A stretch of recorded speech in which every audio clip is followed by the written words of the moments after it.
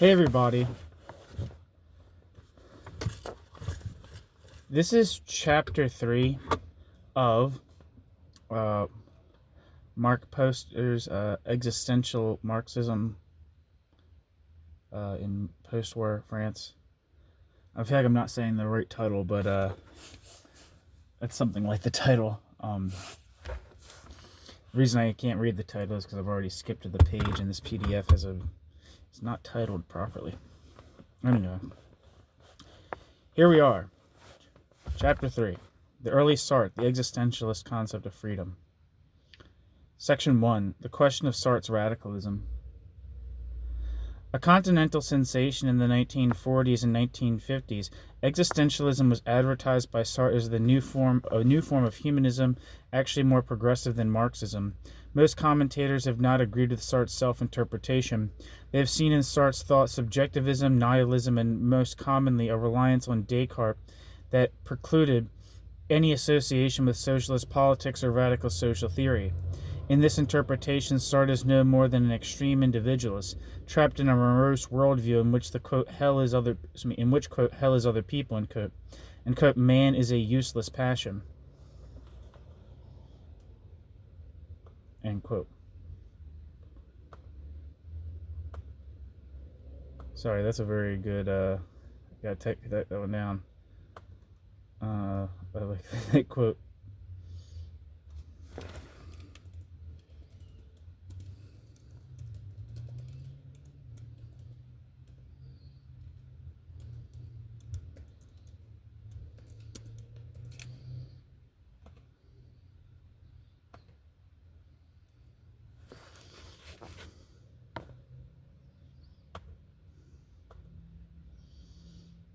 Okay, sorry about that.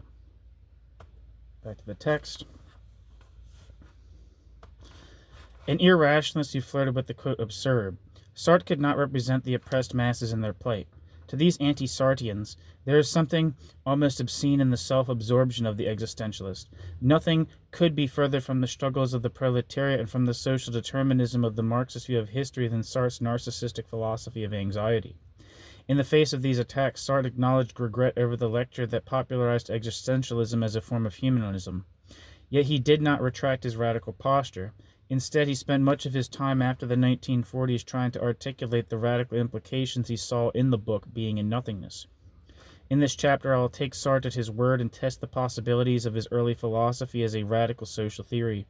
I shall argue that being in nothingness does provide a concept of freedom adequate for a renewed Marxism, only that portended a new stage of consciousness, with radically democratic needs and desires very much like those of the New Left of the 1960s, and yet that it remained at specific points still rooted in the individualist problematic.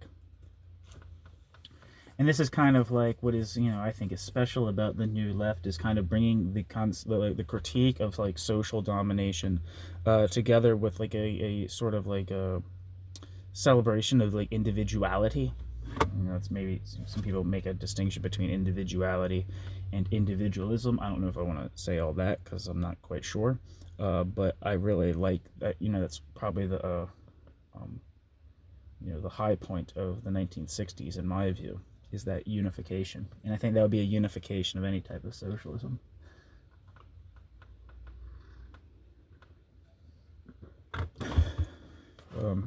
Anyway, in the evaluation of the book Being in Nothingness, matters are often raised that in other cases would be considered extraneous. Sartre's concepts are made to bear the burden of his life and of the public response to his thought. It is therefore necessary to point out some ambiguities in certain widespread convictions about Sartre. The vogue that Sartre's thought stirred up in the Paris of the 1940s is often held against him.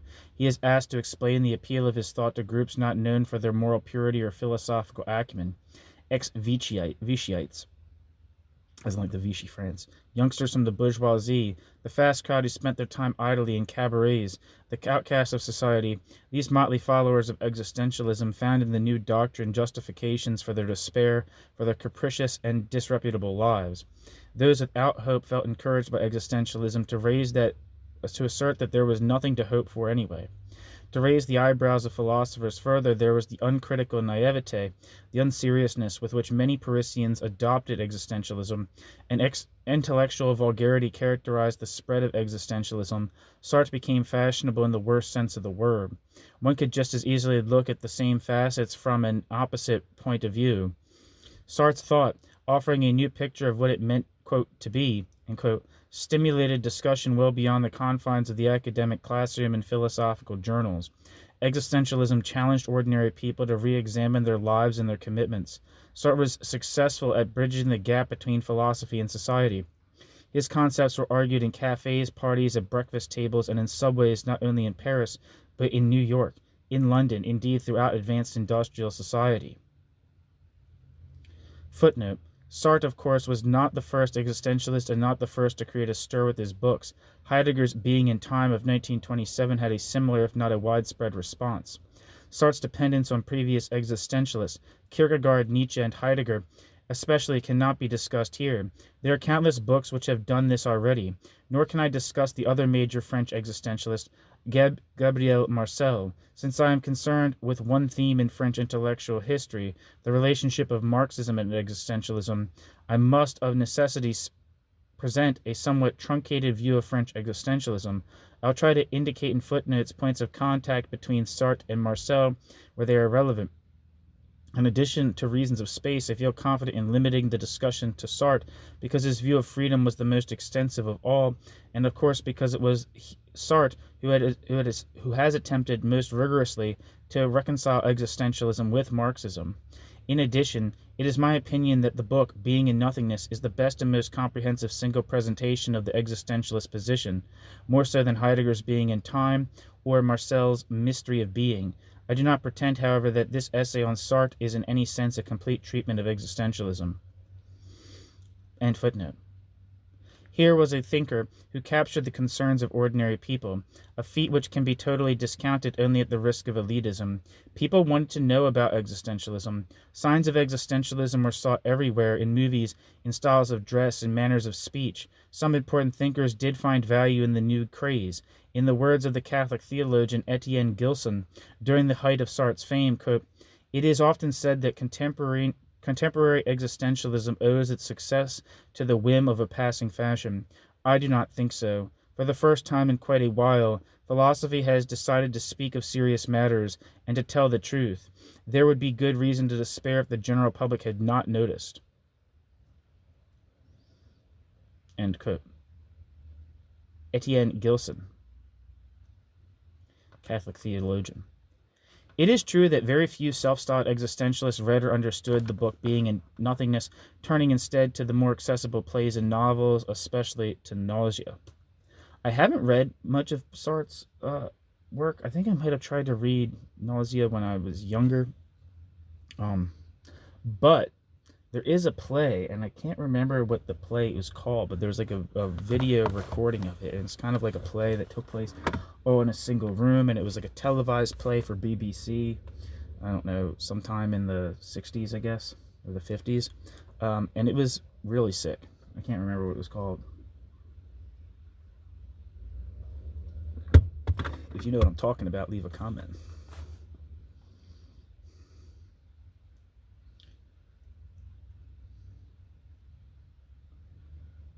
Anyway, yet the same could be said of Marx's Capital and of the Summa Theologica. The fact is that interest in existentialism went beyond the reactionary bourgeoisie and the fashion followers. The other commonplace of Sartre lore concerns Sartre's life. Reasoning ad hominem, conventional wisdom holds that the existentialist vision is blurred by the smoke and whiskey of the cafe, that his imagination never departed from the limitations of his petty bourgeois background and lifestyle. It is true that during the 1930s, when Being in Nothingness was worked out, Sartre was an apolitical litterateur. He did not vote, he attended demonstrations only infrequently, and he never sang or shouted slogans. He considered the political tracts of others as, quote, pointless propaganda, end quote.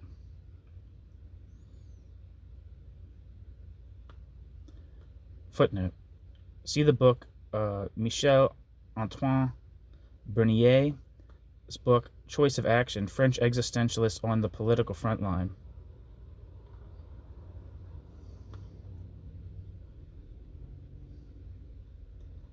End footnote.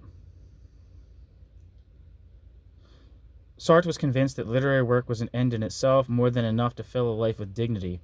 The image of the young Sartre in Simone de Beauvoir's autobiography tends to confirm the worst. Quote, "We were convinced that we had a thorough grip on reality, and yet our life, like that of all petit bourgeois intellectuals, was in fact mainly characterized by its lack of reality.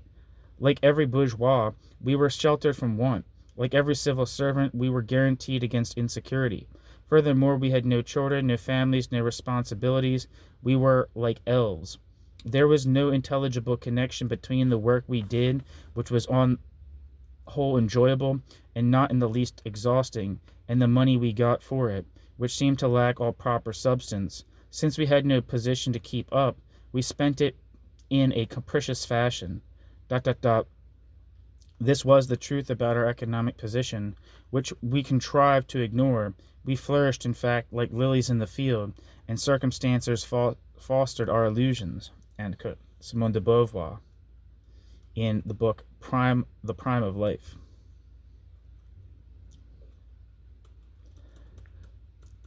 This description was written in 1960 when Sartre and de Beauvoir were leftists, struggling with the Algerian crisis.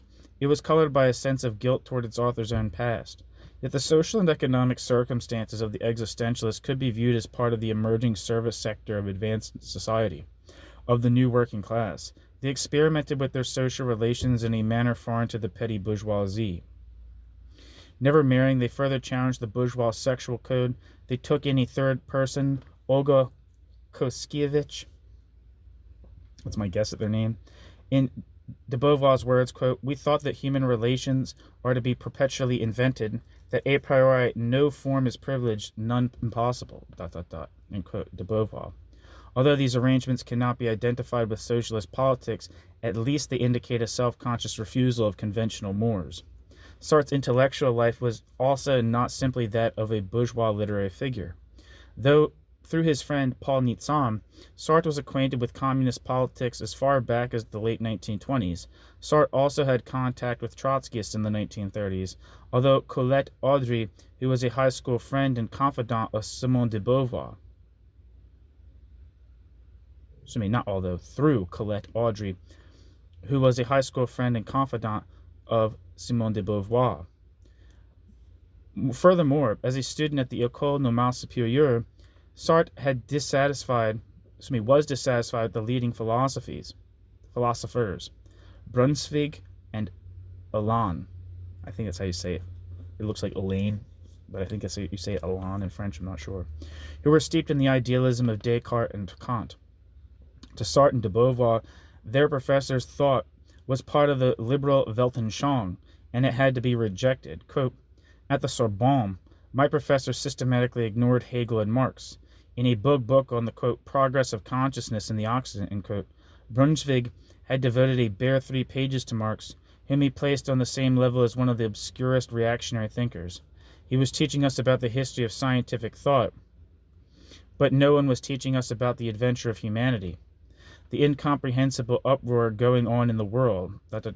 was not worthy of the philosopher's attention," end quote. Sartre.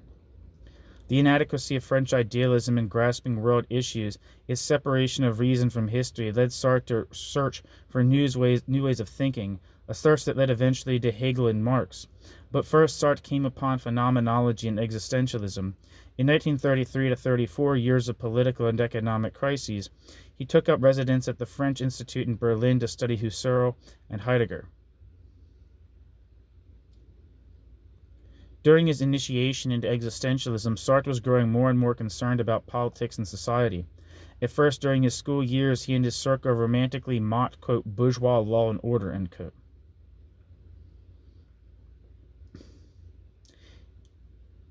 Simone de Beauvoir.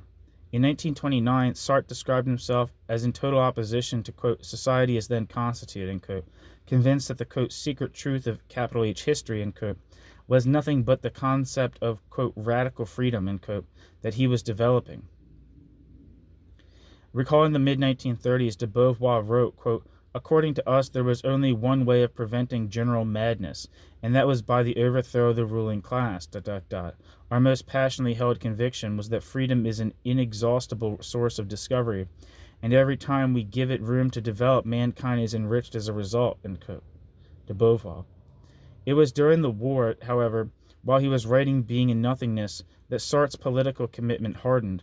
Around 1940, in de Beauvoir's account, quote, "a practical application of it to himself, it required every man to shoulder the responsibility of his situation in life, and the only way in which he could do so was to transcend that situation by engaging upon some course of action.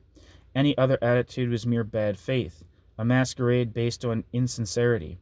It will be clear that a radical change had taken place in him." End quote. De Beauvoir.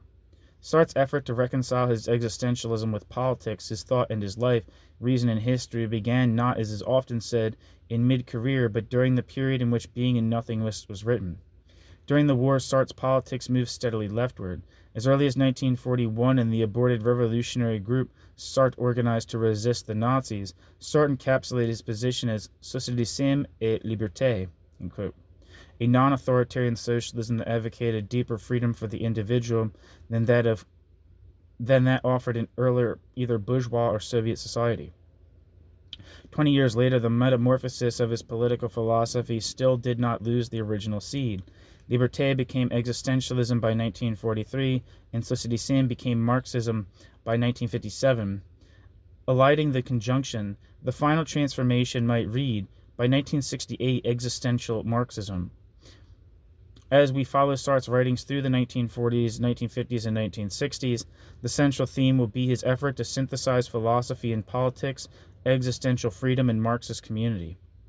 This digression into his life supports rather than refutes a reading of Being and Nothingness that looks to it for a radical social theory. Thus, Sartre's freedom in the 1930s was not simply the privatized individualism of the petty bourgeois, nor the glamorous aestheticism of the bohemian intellectual, nor the masochistic, despairing Weltschmerz of the romantic rebel. It might more aptly be characterized as the slowly developing freedom of a new kind of radicalism typical of the New Left. The habitu of the Café des Fleurs and the Café du Margot was the same man who signed the letter of the 121 in opposition to the Algerian War, who later refused the Nobel Literature Prize, and offered the cover of his worldwide prestige to the editors of a Maoist periodical. This is another book I'm kind of interested in reading right now. It's Winds from the East, by I think it's Simon Rowland or Rowland, I don't know, or something. I can't remember the name. Anyway, wait, it's right here. Richard Rowland. That's what I'm going to say. Sartre's isolated quest for freedom in the 1930s might best be viewed as anticipating the experience of a future generation that would take shape only in the 1960s, rejecting the manners and methods both of romantic individualists and of Communist Party militants, in search of a theory of the self and a theory of politics appropriate to humanize advanced technological society. In this sense, the concept of freedom in the book Being and Nothingness can take its place in the history of the New Left.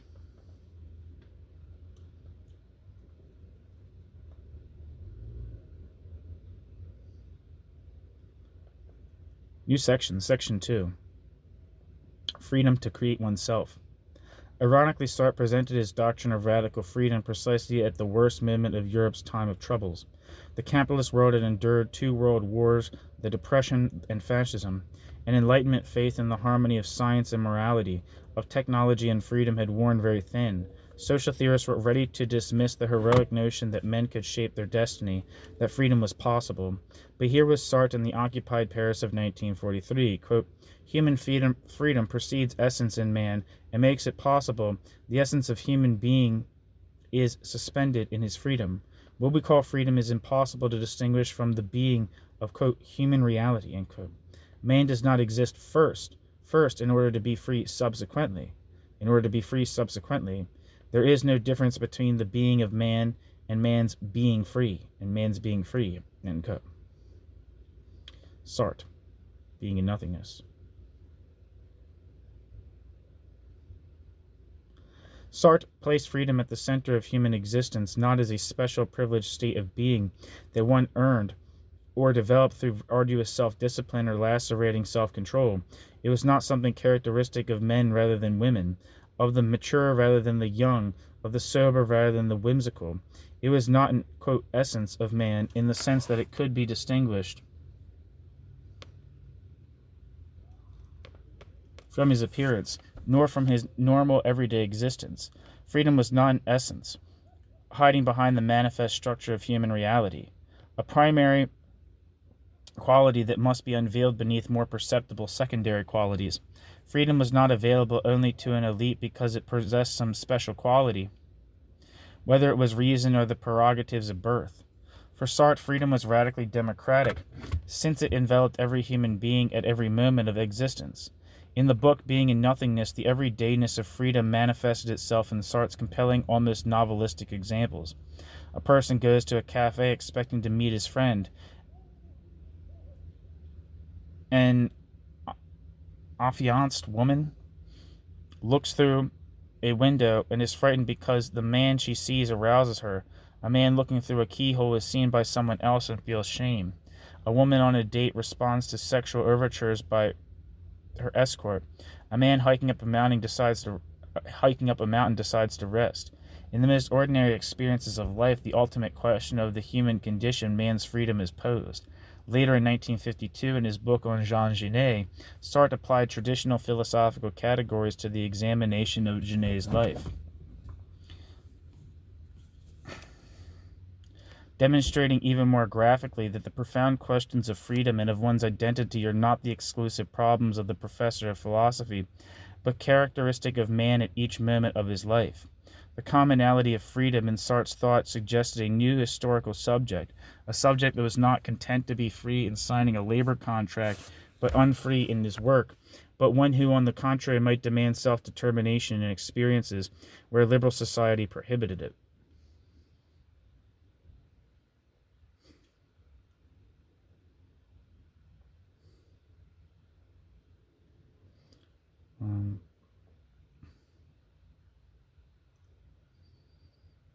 There's a couple footnotes here that I missed.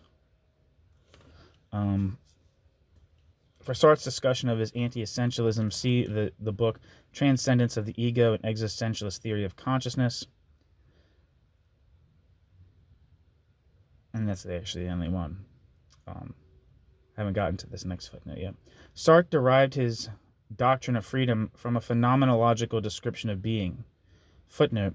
In Being in Nothingness, Sartre carefully traces his ideas in relation to Hegel, Husserl, and Heidegger. I've excluded these affiliations from my exposition because they would make it too far away from the problem of existentialism and Marxism.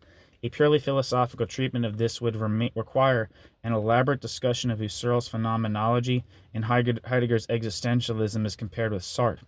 In addition, Sartre's debts and differences with Hegel might serve to clarify his relation to Marx as two divergent Hegelianisms. Perhaps less justifiably, I have chosen to avoid this path also. As a study in intellectual history as opposed to one in the history of philosophy, this would become too complex if the Hegel problem were placed in prominence. On the relation of Sartre to Hegel's phenomenology, see George Klein's article, The Existentialist Rediscovery of Hegel and Marx, published in Mary Warnock's edited volume, titled Sartre of 1971. For phenomenology, it was an autonomous movement.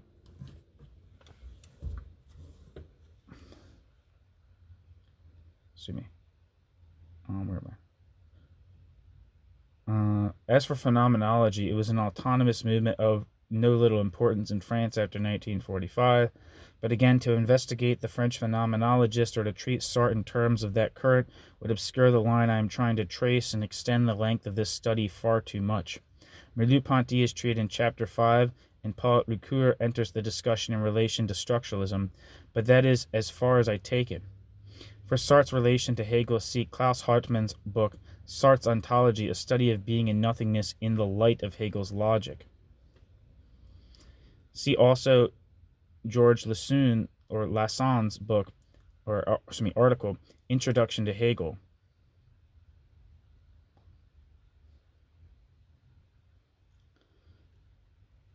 End footnote. Treating reality as a phenomenon, as something that appears, the phenomenologist describes the structures of appearance.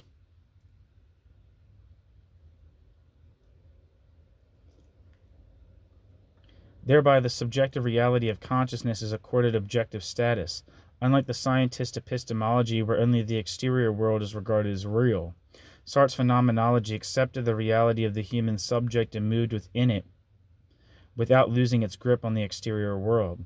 Sartre's attraction to Husserl's phenomenology came also from its tendency to pursue the reality of the everyday and the ordinary. Raymond Aron, a liberal social philosopher and companion of Sartre, introduced Sartre to phenomenology over an apricot cocktail in a nightclub. Quote, "You see, my dear fellow, if you are a phenomenologist, you can talk about this cocktail and make philosophy out of it." End quote. Sartre turned pale with emotion at this. Here was just the thing he had been longing to achieve for years. ... End quote. A quote is from Simone de Beauvoir, Prime of Life. From a phenomenological examination of being, Sartre discovered two qualities of reality, being and nothingness, the in itself and the for itself. Being was full, complete, opaque. Nothingness was empty, a lack. Being in itself was what it is. Being for itself was not what it is.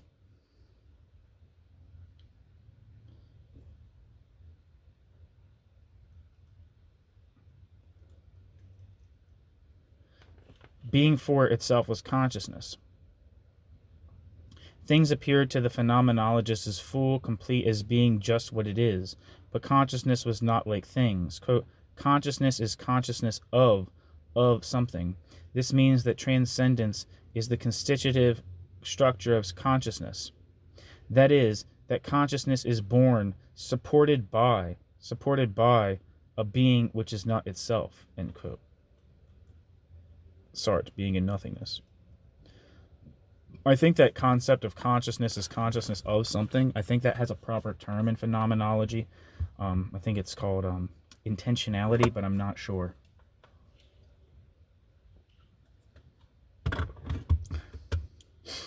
But there is no like contentless thinking, I guess is the idea. I'm not sure though. Where am I? Sartre made use of Husserl's insight that consciousness is always intending. See, there we are. Pointing towards something else, always connected with something else that is, quote, outside itself. Looking back at this consciousness while it is intending, Sartre found that the structure of consciousness itself was a lack, a flight toward what it was not. Thus, Sartre's definition of consciousness or human reality was this.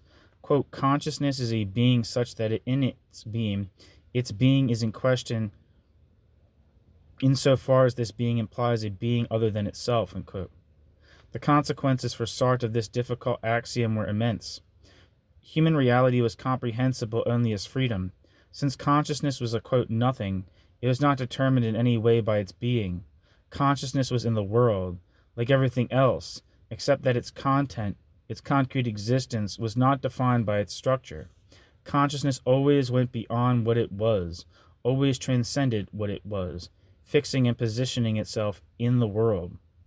Consciousness existed, therefore, before consciousness had any particular attributes, before, that is, it had an essence.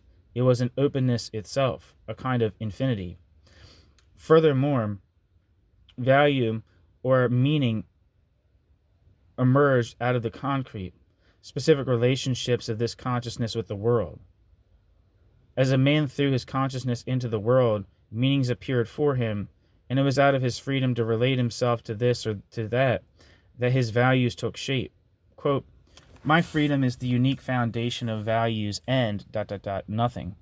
Absolutely nothing justifies me in adopting this or that particular value, this or that particular scale of values. As a being by whom values exist, I am unjustifiable. My freedom is anguished at being the foundation of values while itself without foundation." End quote. Sartre. Since men were not closed, fixed things, like the in itself, like a table, for instance, anxiety accompanied experience, because of the dizzying creativity of every moment. What we are is the complete result of what we have made ourselves. In the familiar formula of existentialism, existence precedes essence. Freedom, for Sartre, was as complete as it could possibly be. We were free to constitute our own selves. Quote, freedom, which maintains itself through anxiety, is characterized by a constantly renewed obligation to remake the self which designates free being. End quote. Sartre. The emphasis in Sartre's concept of man fell on the enormous openness to make our own self. What was specific to man as distinct from the animals was this freedom to shape and to construct human being. Sartre's lessons seemed to be that the evolution of man, individually and collectively, was in the hands of man himself, and was not the determination of a fortuitous blind law of nature. This concept of freedom might enable Marxism to account for the possibility of communism as adequate for a radical social theory.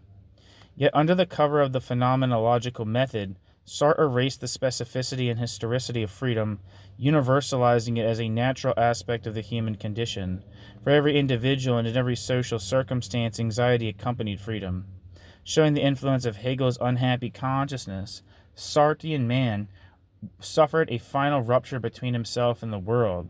However, the unhappy consciousness in Hegel was one moment and stage, logical and historical, of the development of spirit, while in Sartre anxiety was a fixed attribute of human freedom. Sartre's notion of anxiety hypostatized the truth that the freedom of self-determination was a troubled freedom in a world which knew every day the sickening fact of torture,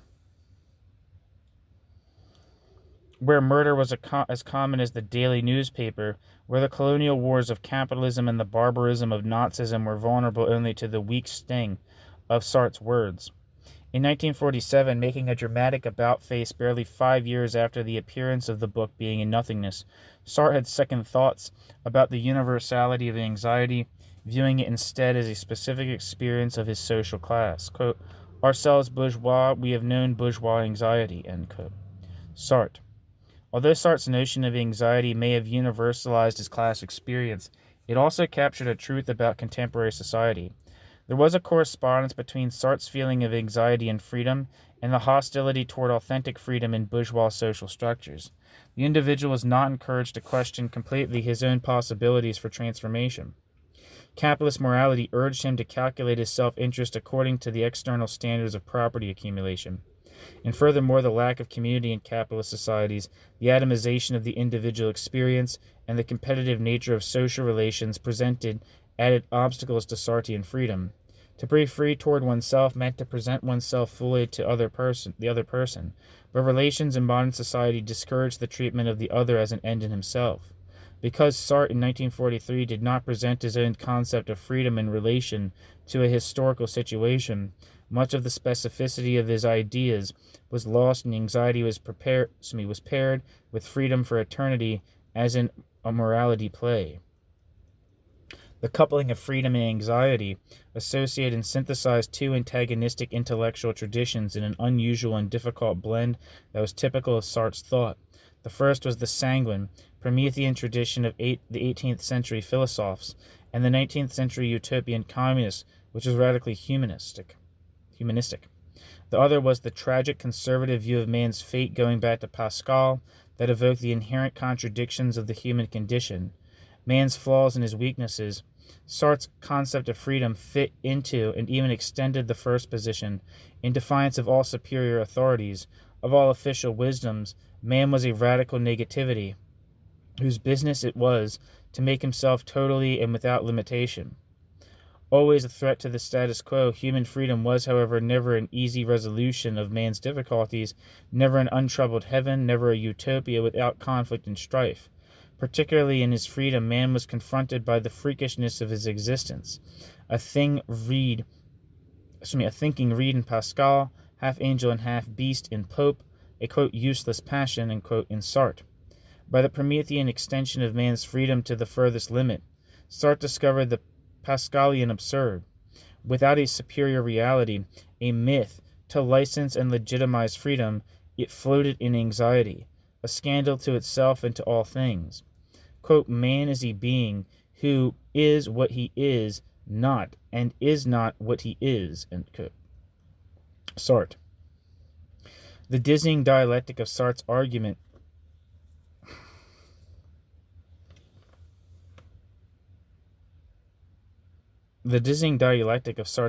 proceeded from his wanting to hold on to both ends of his insight, to keep his concept of freedom without becoming a simplistic optimist who dissolved all human travail in a single sweep, to preserve the ambivalence and anxiety of the human condition without a skeptical conservatism, which required the great lie of the Grand Inquisitor, of God.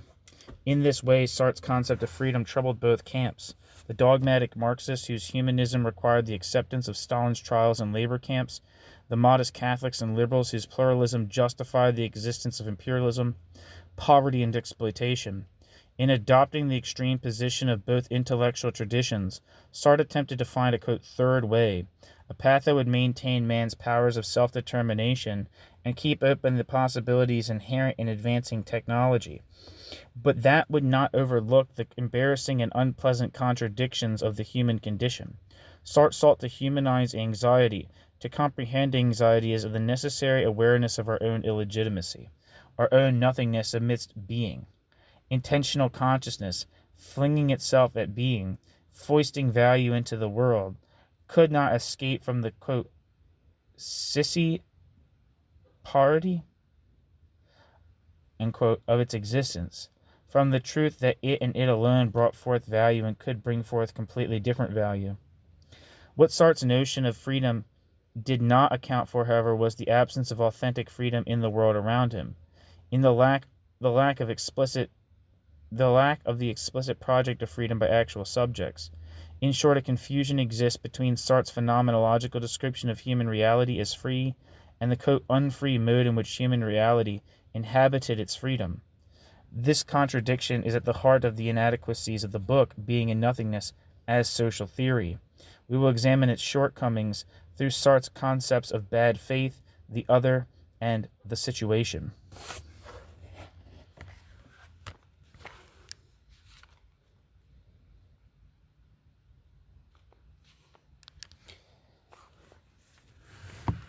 New section, Bad Faith, Freedom in Relations with Oneself. It is necessary to put Sartre's concept of bad faith in historical perspective. At least since the Enlightenment, major intellectual movements have given answers to the question of the origin and nature of the distortion of human reality.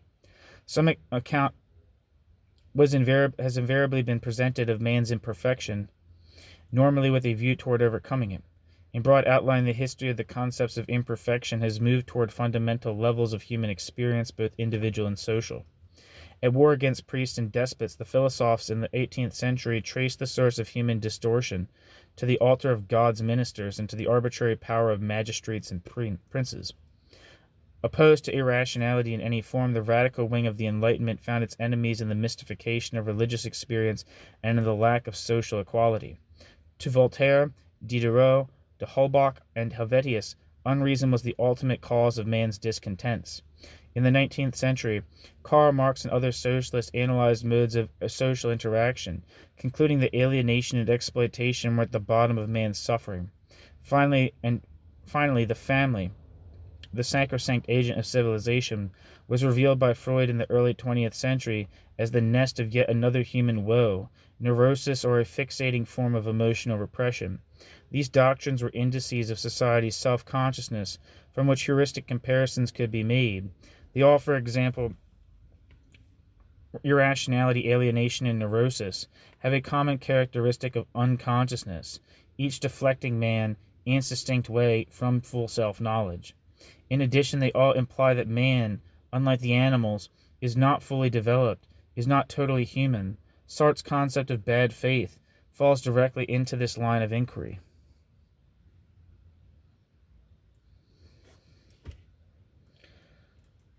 Sartre outlined a notion of man's imperfection in terms of the failure to be free, the failure to be authentic. Bad faith, the opposite of authenticity, quote, posits not merely an ideal of knowing, but an ideal of being. It proposes for us an absolute equivalence of being with itself, as the prototype of being. In this sense, it is necessary that we make ourselves what we are." End quote. Sartre. Bad faith was a refusal of being, and thereby an attempt to, quote, constitute myself as being what I am not, end quote. Like a waiter in a cafe, his ritualistic movements reveal that he is a waiter in the way a table is a table. A person in bad faith is in flight from his own freedom, in flight from his ability to choose not to be a, quote, waiter. Bad faith consists in the ontological sin of consciousness making itself into a thing. Quote, "The ambiguity necessary for bad faith comes from the fact that I affirm here that I am my transcendence in the mode of being a thing," end quote. Sartre. Much like Alienation, it confounds the different realms of human reality and thing reality. In a second graphic example, Sartre describes a bourgeois woman on a date who places herself in bad faith when she refuses to make a choice, when she refuses to exercise her freedom. Her escort places his hand on hers, pointing to his desire to make love to her. Unwilling to commit herself to this possibility, or even to deny it, she dissociates herself from her hand and reducing it to a thing without removing it, while at the same time etherealizing the situation through talk of sublime matters. When faced with the exigency of making a choice, a person in bad faith refuses to choose. Still, of course, there is a choice because human reality can never completely be thing reality, although it is a mutilated choice since it denies the possibility of choice while making one. As it was presented in the book Being in Nothingness, the concept of bad faith contained many ambiguities. It allowed Sartre to reduce imperfection to the subject. It was always the individual who placed himself in bad faith. One could argue that the waiter could not be human or respond freely to his customers, since they would risk the operation of the cafe, or, more pragmatically, his job or his tip. Or again, that the woman was reduced to a sex object by her companion, a fact that prevented her from making an authentic choice in relation to his intentions. However, Sartre was not convinced by these proofs of the efficacy of external compulsion. Sartre's argument was rather that regardless of outside constraints, the individual must still choose, and it was possible that he choose authentically. The skeptic might grant Sartre's conclusion that we are the source of our own imperfection, but still argue that the source of our own imperfection... The skeptic might grant Sartre's conclusion that we are the source of our own imperfection, but still argue that throughout the hundreds of pages in the book Being in Nothingness, there were no examples of authentic freedom. In countless situations, Sartre presented in the rich variety of experience he examined, it was always a matter of bad faith. Only once in 750 pages did he even mention authenticity, and even then only in a footnote. Quote, "It is indifferent whether one is in good or in bad faith, because bad faith reapprehends good faith and slides to the very origin of the projects of good faith. That does not mean that we cannot radically escape bad faith, but this supposes a self-recovery of being which was previously corrupted. This self-recovery we shall call authenticity, the description of which has no place here." End quote. If freedom did indeed define consciousness, how was it possible that it was so absent from human experience? Why was it so difficult for human beings to be human beings? If Sartre's analysis of the self was correct, and the freedom to be was the core of human reality, could it be the case that some dimension of the phenomenological description had been omitted?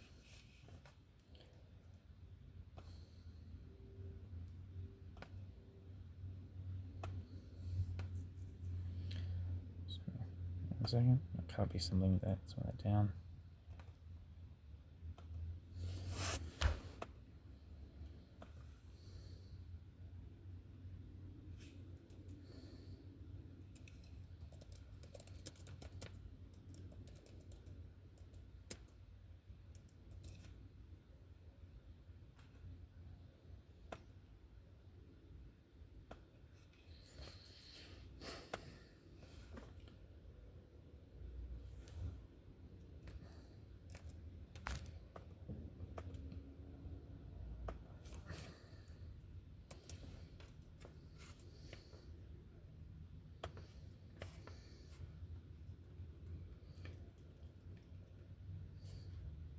Sorry about that. We shall see that Sartre came to reconcile his concept of freedom with the pervasive reality of bad faith only through long bitter years of debate with French Marxists. In the book, Being in Nothingness, the reconciliation was prevented by his overemphasis on the individual as the field of analysis, by his residual commitment to the cogito, by his intense concern to refute determinism, and finally by his underemphasis of the situation, capital S situation, of the mediations between the individual and the world.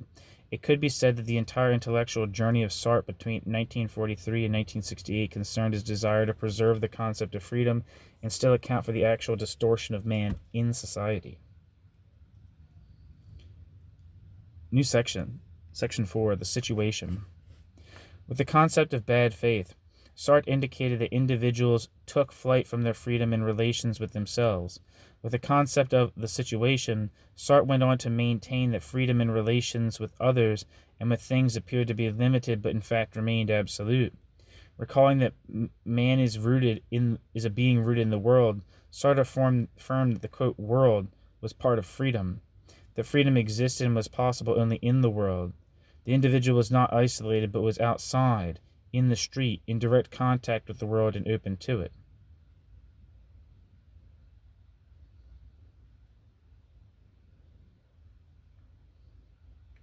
The existentialist rejection of the dualism of self and world was radical.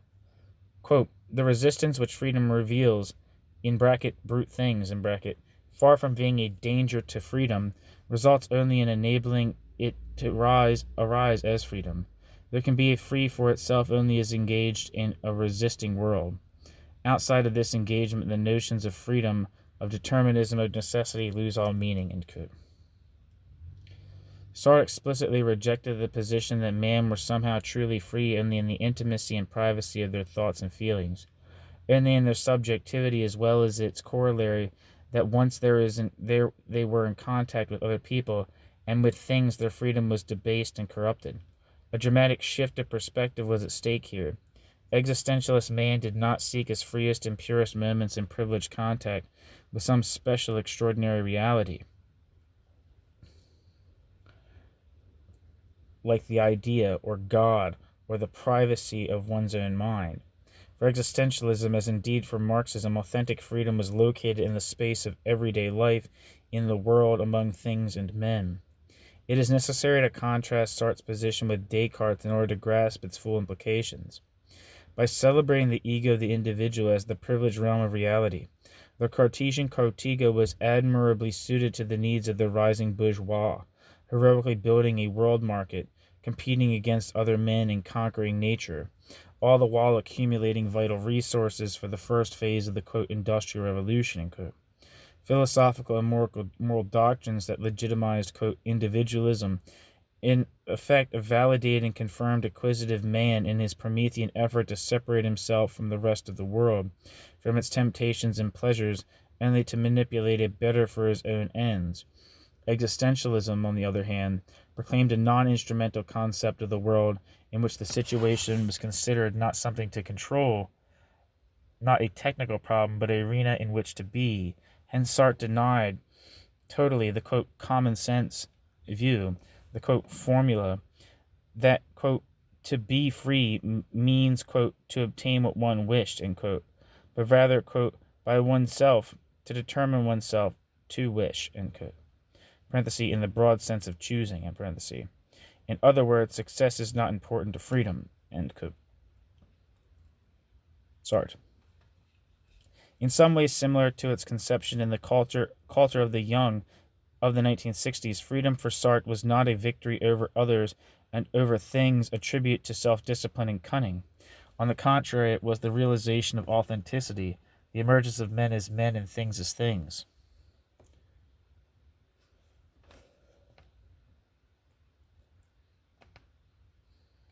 I like that. Emergence of men and men as things and things as things. That's cool.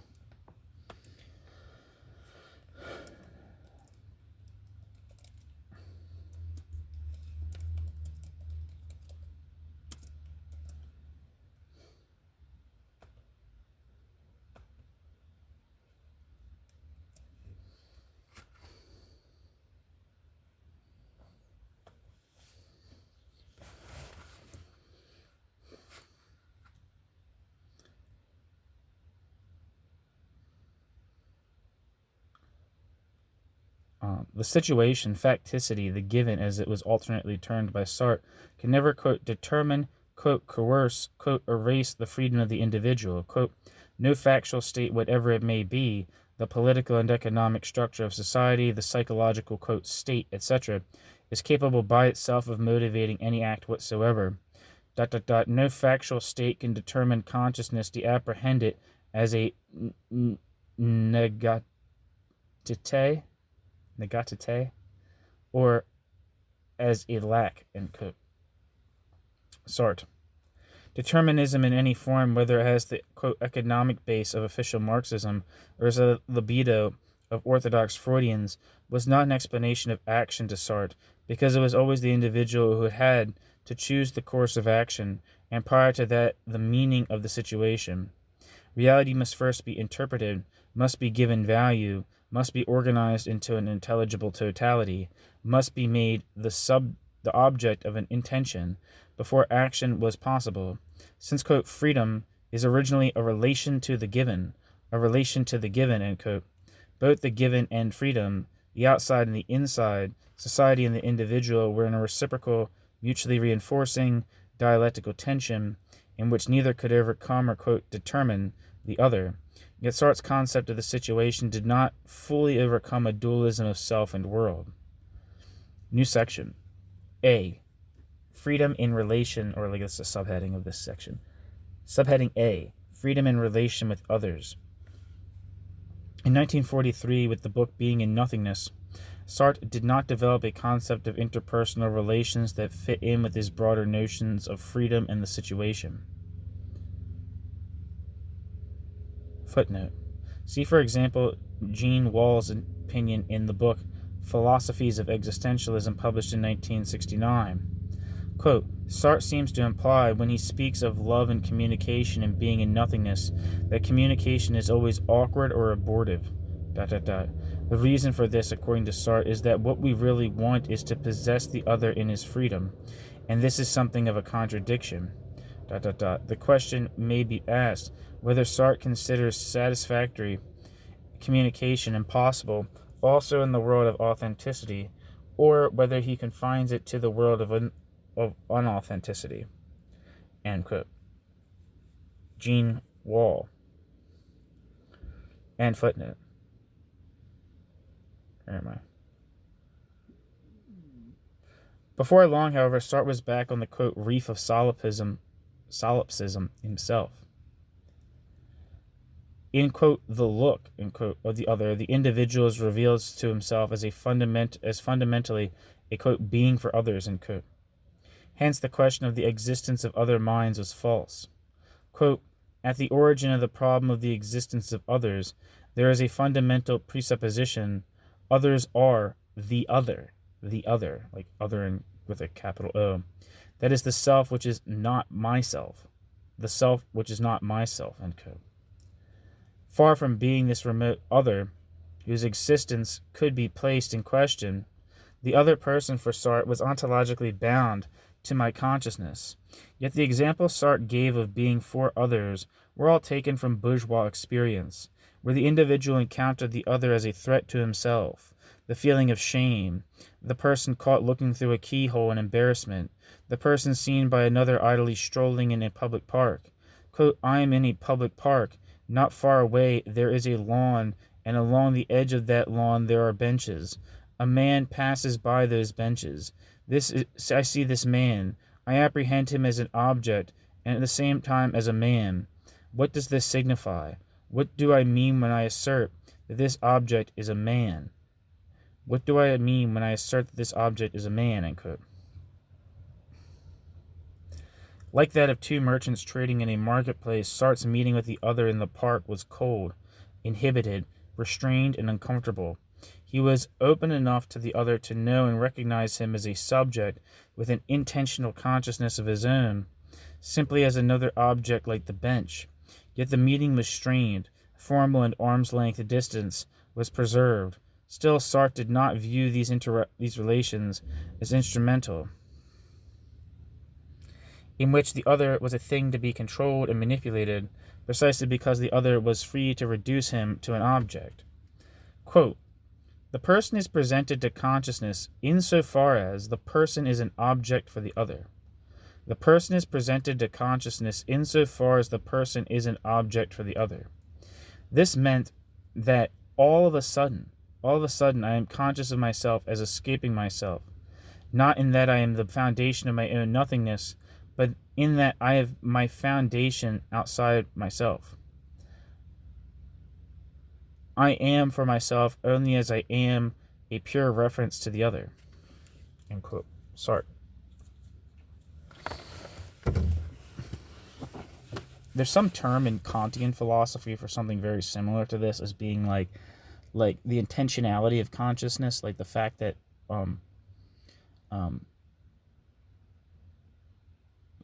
like consciousness is always kind of like mediated through like the sensory apparatus, is that it's always consciousness of like something. So like the consciousness of like a subject's consciousness of an object is kind of a mutually reinforcing prerequisite for the subject's own existence. Right here we're getting into recognition between subjects and subjects, so that seems a little more tricky, but that's just something that popped into my mind. But there is like something right here about like recognition, right? There's something like master-slavey about this. There's something like kind of like about like respect and dignity and kind of, you know, the relationship of people both as kind of means and ends at the same time, or something like that. That's just some thoughts I'm shitting out loud. I'm probably just distracting from what's being said here. Hobbesian aggressiveness colored relations with others in the book Being and Nothingness in the same icy shades found on the canvas of bourgeois society. The fact that the other was also free translated itself into a threat rather than into an occasion for mutual recognition. Quote, in short, in order to maintain before me the other's freedom which is looking at me, I identify myself totally with my being looked at, ... To be others to oneself, ... is the primary value of my relations with others.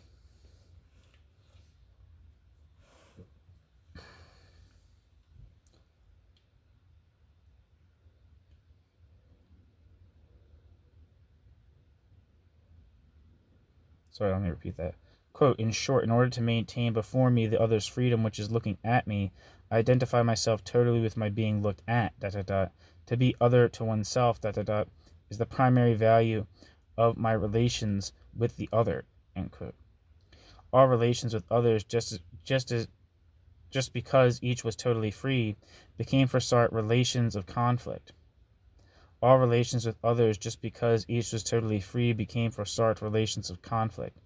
Love itself was no more than a sadomasochistic combat, with which each other hoping to possess the other, stripping him or her of freedom. That love could be a common affirmation of freedom was inconceivable to Sartre. The lover inevitably sought to prevent the loved one from not loving him, from freely rejecting him. Yet these, quote, concrete relations of others, end quote, described by Sartre, could be interpreted as expressions of alienated interactions in which love could not set the tone because all relations derive from the competitive marketplace.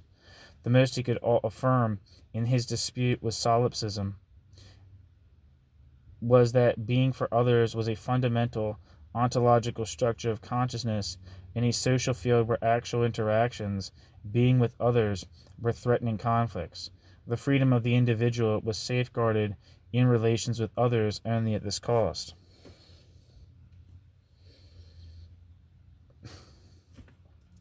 When Sartre came to consider the actual interactions of, quote, being with others, and quote, of Mitsein, he could only grant them, quote, a psychological, epiphenomenal mode of existence. Epiphenomenal being kind of like at the surface something. I usually think of epiphenomenal being like the concept of being like caused by something but having no causal powers itself, right? So, if you have like a really, really strict conception of, material, like a physical physical materialism, or like kind of like a reductive materialism or a reductive physicalism about like consciousness. There's not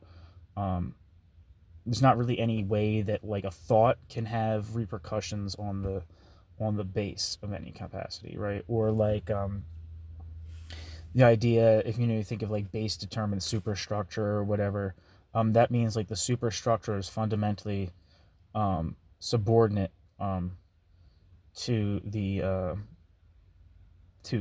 base, right? And the structure can't do anything to the base. So epiphenomenal means like just kind of like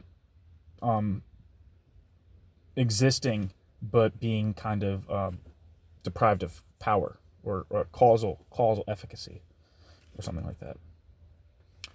Anyway, when Sartre came to consider the actual interactions of, quote, being with others, of Mitsein, Sartre could only grant them a, quote, psychological, epiphenomenal mode of existence. Footnote. The concept of Mitsein was developed by Heidegger in Being in Time, where it is regarded as a structure of Dasein. End footnote.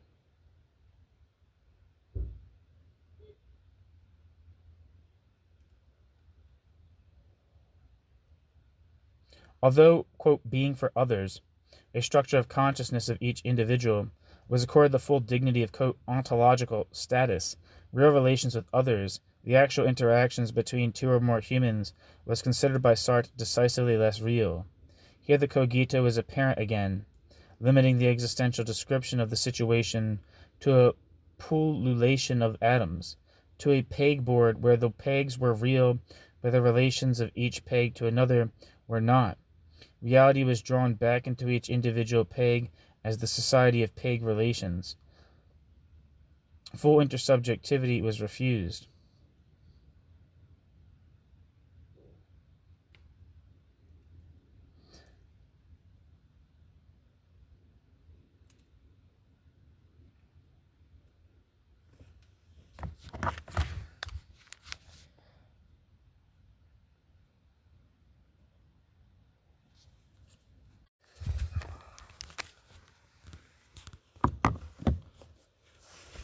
Elaborating his concept of being with other, Sartre distinguishes between the, quote, us object and the, quote, we subjects. And the, quote, we subject, in which the former represented thing-like interactions and the latter represented reciprocal interactions. Being for others, our sense of being an object in front of the other's gaze, remained the, quote, foundation of being with others in both cases.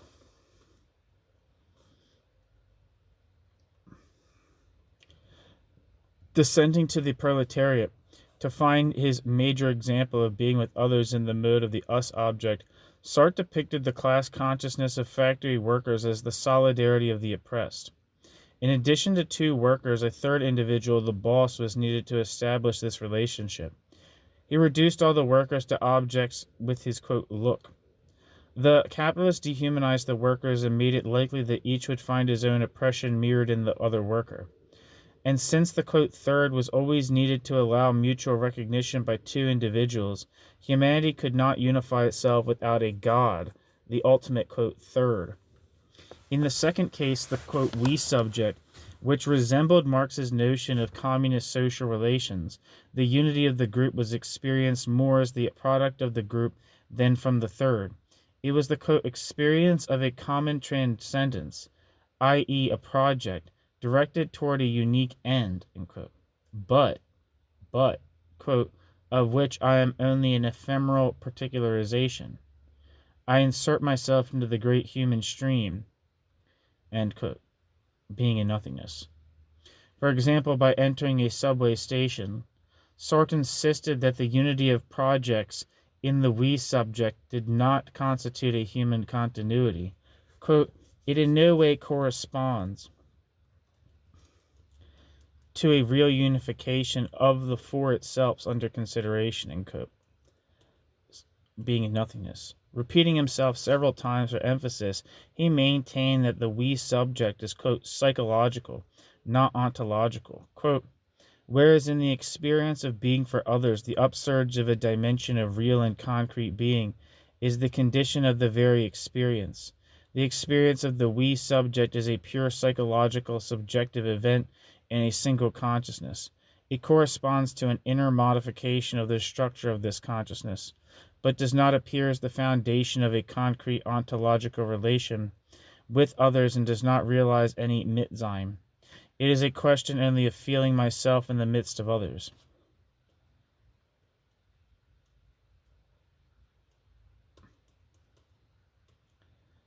End quote. Being in time. Being in nothingness. In giving the reasons for the unimportance of the we subject, Sartre emasculated the character of the capital S situation so markedly that the concept lost much of its meaning. First, Sartre regarded this structure of relationships as too, quote, unstable to provide a foundation for an ontological status. Quote, it depends on particular organizations in the midst of the world, and it disappears with those organizations, end quote. Sartre's example of producers and consumers, in which people were brought into relationships in such a remote way that their being with one another had a transient and, quote, undifferentiated character, end quote, expressed the alienation of capitalist society in a way that universalized it. With Sartre's concept of social organizations, with Sartre's concept of being with others, there could be no comprehension of social organizations, their lawful development, their structured character, or the possibility of changing them. The inauthenticity of the world was hypostatized and rendered unintelligible. When Sartre gave recognition to the fact that modes of interaction, quote, depend on particular organizations in the midst of the world, end quote, Sartre was forced to reduce the significance of those interactions because the reality of the individual connected to others through organizations depended on something outside himself. To preserve the total freedom of the individual, Sartre diminished the significance of his relations with others. The internal contradiction in Sartre's position here is blatant because he had already pronounced that the individual was a, quote, being in the world, end quote. Sartre simply could not hold together the dyad individual world when he wrote the book Being in Nothingness. Sartre's second argument against the, quote, ontological status of the we subject was that it was anonymous and impersonal, since it was mediated by objects and institutions, the subway, the exit sign, the hammer. Just as it was transient and unstable, the we subject fell short of a full personal interaction through its mass character. The rigidity of the, quote, rules for using, end quote, things eliminated, quote, free inventiveness, end quote. The hammer indicated in its size and shape the way it was to be used. The exit sign determined the meaning of it passing through the doorway. Since the historicity of these relationships was absent from Sartre's analysis, the question could not arise whether they were an inexorable fixed correlate of technology or only a requirement of the capitalist and bureaucratic organization of society. Throughout the discussion of the we subject, which was often vague and confused, the strongest reason Sartre gave for the devaluation of this experience was that we subject relations were social. Sartre adamantly refused to lend significance to the historical structure of social relations, perhaps from an undefined fear that this would impinge on the total freedom of the individual. Quote, the us object is the revelation of a dimension of real existence and corresponds to a simple enrichment of the original proof of the four others. The we subject is a psychological experience realized by a historical man immersed in a working universe and in a society of a definite economic type. It reveals nothing particular. It is a purely subjective Erlebnis. End quote. Sartre. Being in Nothingness. In this passage, reason and history were antithetical. Quote, historical man, in a society of a, quote, definite economic type, end quote, could signify, quote, nothing particular, end quote, and was, quote, purely subjective, end quote. This astonishing judgment by a man who endured the agony of war and who thought himself suddenly most free in a German detention camp became the dominant question in Sartre's thought after 1945, climaxed by the monumental study of historical and social relations in the book Critique de la Raison Dialectique, or I think it's Critique of Dialectical Reason is what that translates as in 1960, as well as in studies of Jean Genet, 1952, and Gustave Flaubert, 1966 to 1972. In the book Being and Nothingness, the cavalier exercising of history and society distorted the concrete nature of the capital S situation, rendering it remote, indeterminate, and impersonal. In his effort to delimit the new structure of the self in terms of authentic freedom, Sartre regressed to a Cartesian individualism in which the capital S situation, although dubbed necessary, appeared inessential and gratuitous. Ultimately, the capital O other presented itself as a, quote, dilemma. Quote, one must either transcend the other or allow oneself to be transcended by the other. The essence of the relations between consciousnesses is not the Mitsein, it is conflict. End quote. Sartre, Being in Nothingness.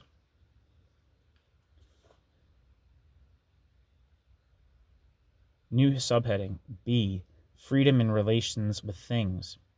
Similar difficulties beset Sartre's account of authentic freedom in relations with things. The second aspect of the capital S situation, quote, things could be either possessed or played with. In each case, Sartre presented the, quote, appropriation of things and, quote, ideologically, leaving the impression that the contemporary manner of relating to things was natural to man. Sartre began the discussion of man's relations with things with a concept of desire, in some ways like Hegel's, which rejected all determinist explanations in favor of radical freedom. Man chose his modes of existing in relation to things, expressing his desire to be and his lack of being. Shorn of the mediations of society and history, Sartre's concept of desire, unlike Marx's concept of need, located the individual in his relations with things in terms of a totally free project of being in the world. There was no objective external limitation to desire, which shows once more the one-sidedness of Sartre's grasp of freedom. Desire led to three general modes of relationships with things: doing, parenthesis, fair, also making, in parenthesis, having, and being. Sartre quickly conflated doing with having, leaving a complex dialectic of having and being, in which he wanted to show the primacy of being, itself founded on freedom. Yet the concrete descriptions upon which he rested his case led him to present having as primary. Since men were for the most part in bad faith, they chose to possess and to lose themselves in their possessions. To begin with, Sartre's understanding of the possession of things was fetishistic, confusing ownership with a proximate sensory relation with things. Quote, if I desire this picture, it means that I desire to buy it, to appropriate this picture for myself, end quote. Being in Nothingness. The desire for the picture was not a desire for seeing it or enjoying it, but for making it one's property. Possession turned into bad faith for Sartre when the individual, once owning the object, attained an intimacy with it that allowed him to lose himself in it, to take on himself the qualities of the in itself, of the things, and flee from the, quote, negativity of consciousness. Thus the person was possessed by the things as much as the things was possessed by the person. Moreover, for Sartre, this relationship of possession was not specific to a certain society in a certain period of its development. Society did not affect our relations to things in the least. Quote, of course, we could try to define ownership as a social function. But first of all, although society confers, in fact, the right to possess according to certain rules, it does not follow that it creates the relation of appropriation. At the very most, it makes it, quote, legal, end quote. Being in Nothingness. Recalling the enormous value placed on private property in bourgeois society, Sartre continued, quote, if ownership is to be elevated to the rank of the sacred, it must first of all exist as a relation spontaneously established between the for itself and the concrete in itself, end quote. Sartre. The, quote, spontaneous relation, end quote, was a deep, quote, internal bond, end quote, between the individual and the object which rested on the existential structure, quote, mind. This relation was not open to modification by men. Thus there could be no significant alteration in the structures of possession under a future communist society in which private ownership would be abolished. Quote, if we can imagine the future existence of a more just collective organization, where individual possession will cease to be protected and sanctified at least within certain limits, this does not mean that the appropriative tie will cease to exist. It can remain indeed by virtue of a private relation of men to things, end quote.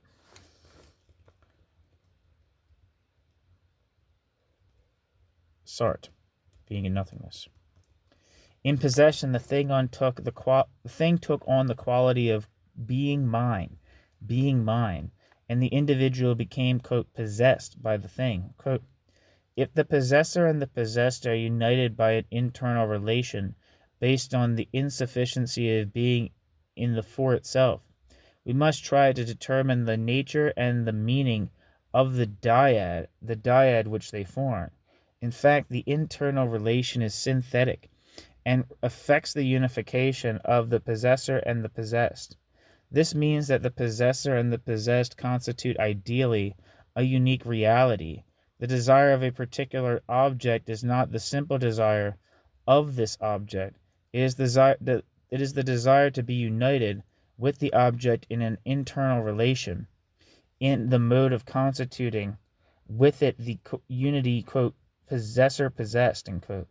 The desire to have is at bottom reducible to the desire to be related to a certain object in a certain relation of being, end quote. Sartre, being in nothingness.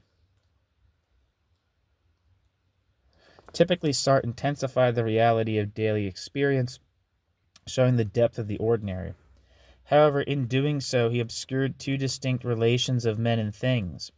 The authentic one in which the thing remains the thing and the man, the alienated one, the relation in bad faith, where the deep interpenetration of men and things becomes a confusion of the two, where the boundary becomes lost and the thing appears to be the creator, the active agent in the relation, and the man becomes the object, the passive consumer of the thing. This confusion became marked in Sartre's discussion of money. Money mediated the relation of men and things, according the individual the power to have. Quote, money represents my strength, ... But to me it appears as a creative force.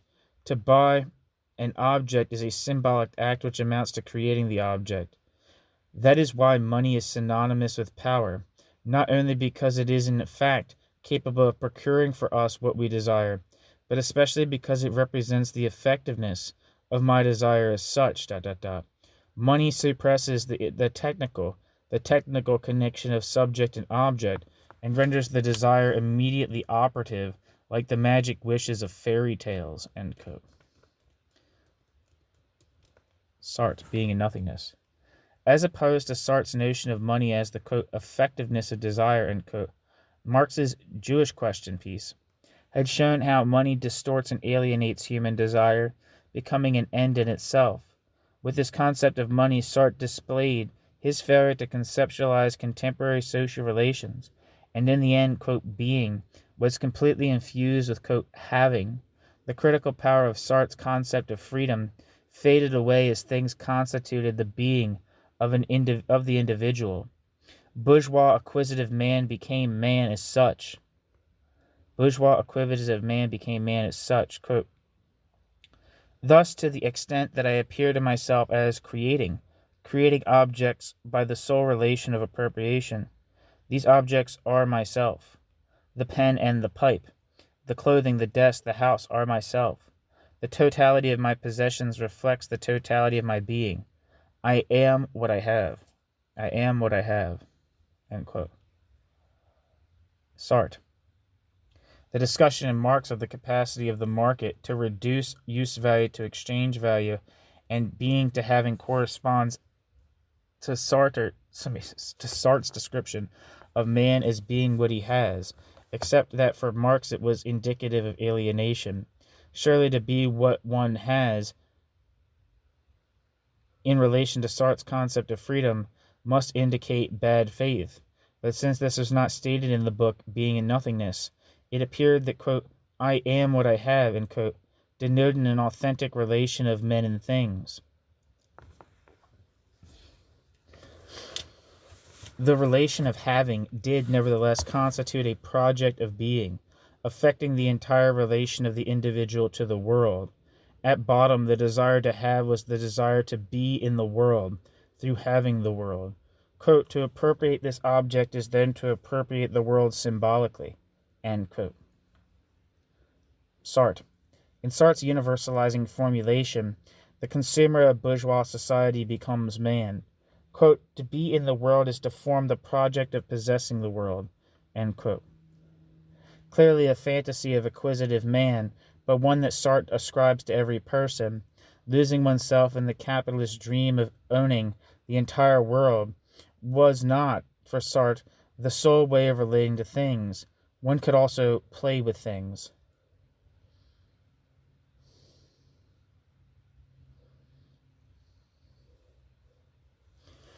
In the activity of play, Sartre described a relation between men and things in which things were allowed to remain things, and men maintained their ontological status as free projects of being. Quote, as soon as a man apprehends himself as free and wishes to use his freedom, a freedom, by the way, which could just as well be his anguish, then his activity is play, end quote. Sartre. The, quote, serious attitude, end quote, of bad faith, giving priority to the object over the subject, vanished in play as the individual granted his subjectivity its appropriate power, whimsically and lightly experiencing his relations to things. For example, on the ski slope, as internal bonds projected by his consciousness, without losing himself in the object, without regarding the object as the creative source of enjoyment, the player glided authentically through objects, permitting them to emerge as they were, while relishing the bonds of things they had created. In addition to play, art and science were activities of appropriation and being and nothingness, in which the world of things was related to by consciousness as in itself.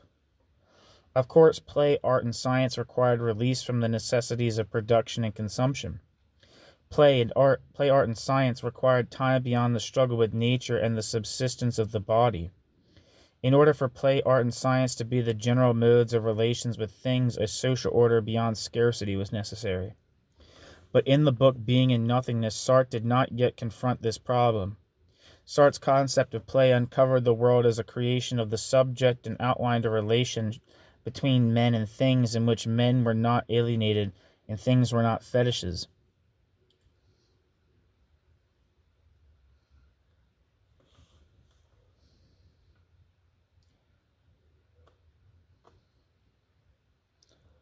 But this authentic freedom in relations with things was presented as a project of an individual, not of society.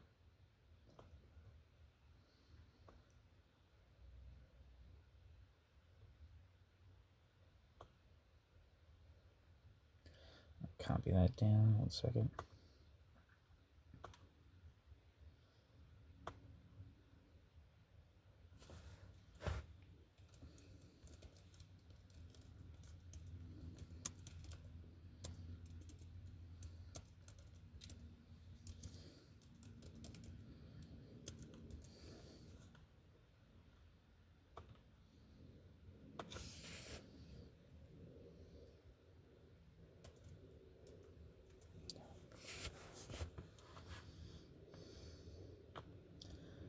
The examination of the concept of freedom in the book Being and Nothingness disclosed the ambivalence and hesitation of Sartre's position.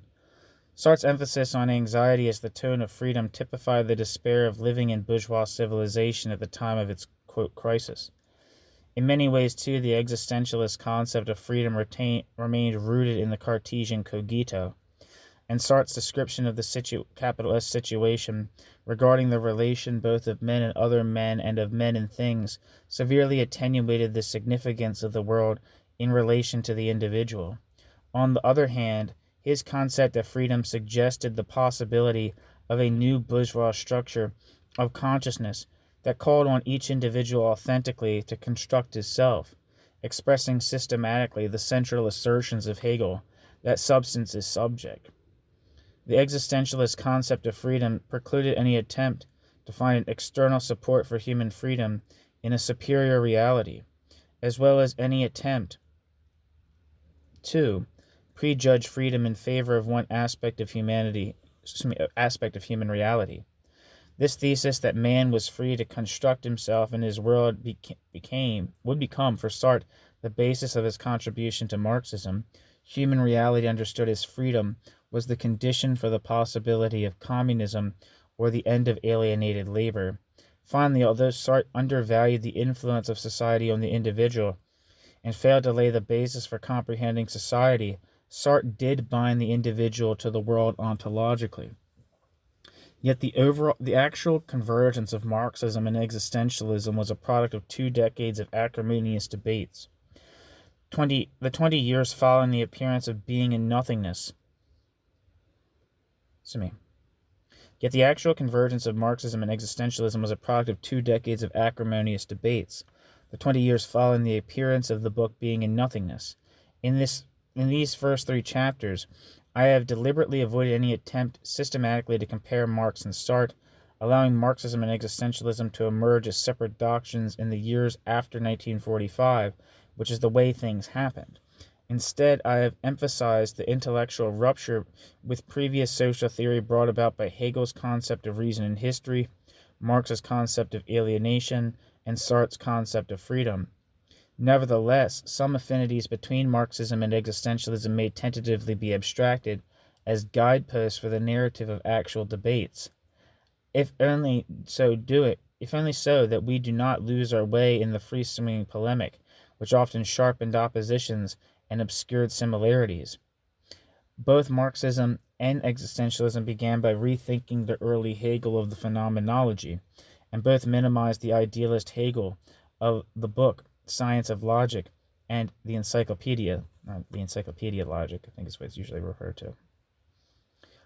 Both accepted Hegel's early attempt to define human reality as unfolding in time as an essentially temporal phenomenon.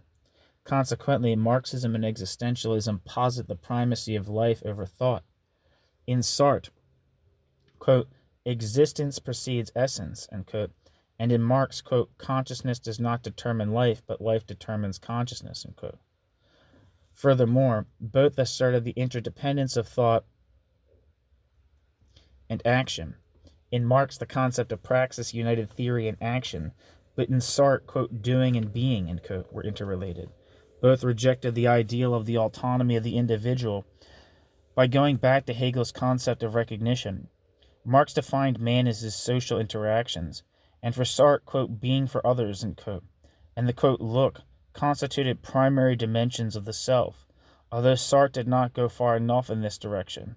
Although both defined freedom as a positive self-realization and as the primary telos of human reality, unlike liberalism and idealism, which saw freedom either as an absence of restrictions on the self or as the mere exercise of pure reason. Finally, both viewed reality as a dialectical totality in which all parts were interconnected. The priority of one sector over another was relative for both. The economy or labor for Marx and intentional consciousness for Sartre.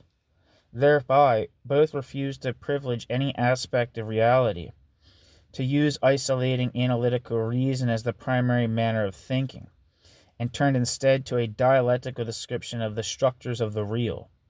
In sum, there was a very large basis of agreement about fundamental principles and could be the starting point for fruitful discussions. There was also deep antagonisms between the book Being and Nothingness and Marx's 1844 manuscripts. The concept of freedom in Sartre was profoundly subjectivist and appeared to lead to the very un-Marxist direction of an ethical theory.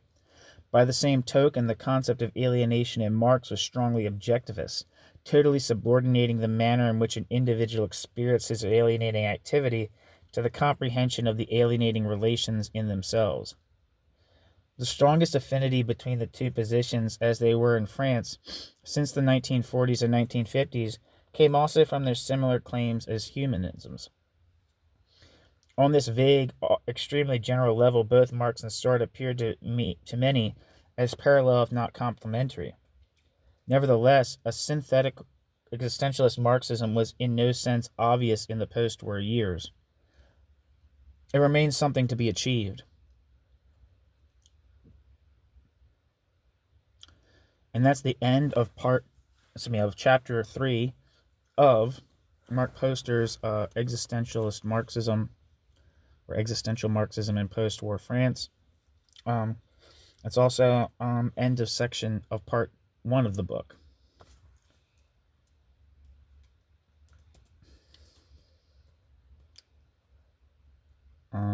Part 1 of the book was titled Neither Idealism Nor Materialism, and chapter 3 is titled The Early Sartre Existentialist Concept of Freedom. The question of Sartre's radicalism, these are the headings. The question of Sartre's radicalism, freedom to create oneself. 3, bad faith, freedom in relations with oneself. 4, the situation. Part 2 of the book is titled Stalinism and the Existentialists, 1944 to 1956. Thank you so much for listening.